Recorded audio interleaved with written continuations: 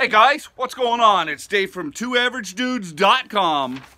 And I guess, listen to this, I guess China is going to put a ban on new orders of canola from Canada. I think that's just revenge for the big Hauwei screw-up that happened, right? So, now listen to this. I guess China is finding so-called hazardous organisms in canola seed. Now, whether there is or not, who knows? It could be just something that they're saying. You know what I mean? Now, listen. I didn't realize that this was such a huge crop. Now, we export about 5 million tons of canola seed to China, and that's about 40% of the Canadian market. That's huge. That's like really, really huge. And you notice the time that they're doing this, eh? It's right when they're going to start planting crops. It's springtime. They're going to think about planting crops. Now, I don't know if that's going to change what farmers are going to plant, but what I do know, it's another punch to Western Canada, because that's a huge crop for them. And you know, I hope Trudeau and his Liberals don't ignore this problem, because holy cripes, Western Canada is getting pounded on every front. Like, there's nothing that is going good for them, and the government has been screwing it up over and over and over. And I think it's time that they gotta sit down and figure all this stuff out and say, hey, you know what, we gotta help these guys out. They gotta deal with China and figure out a plan to get this back in order, because it's terrible. I think it is. Mike, what do you think? Dave, what we got here is another scenario that Justin Trudeau just doesn't know what to do about.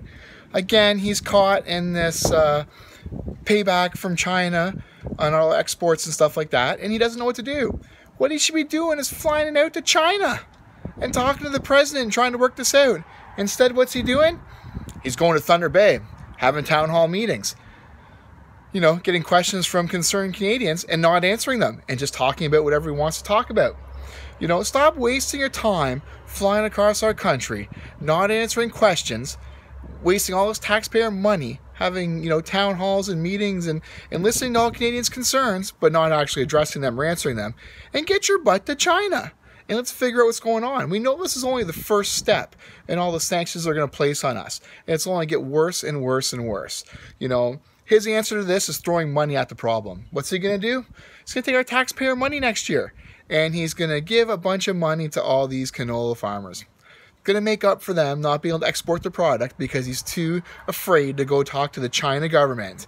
And instead, he's going to take our money and give it to those farmers who are losing out because they can't export their product. That's his exact plan. I can see it happening, and that's got to stop. We got to stop throwing money at problems. You got to get out to China, man up, and fix this. Go have a conversation, say you're sorry. We know you can apologize now. You did it on the chocolate bar, so we know you're capable of saying, I'm sorry. Go to China, say, you know, I probably shouldn't have done that. Let's fix this and get our business relationships back in order and get back to running our country the proper way. Stop going to these town halls. Stop flying all over the place. Stop pretending to listen to Canadians, because you're not. We saw it last night. You didn't listen to one Canadian. You got some questions, and you just answered them with completely other things. So that's not working for you. So stop spending the money that way. Let's not give the canola farmers a bunch of money this summer when they can't sell their product. Let's get out to China, fix the problem, become the prime minister you're supposed to be. Anyways, guys, let us know what you think about this. Is China going to put more sanctions on us? Is this the only start of China?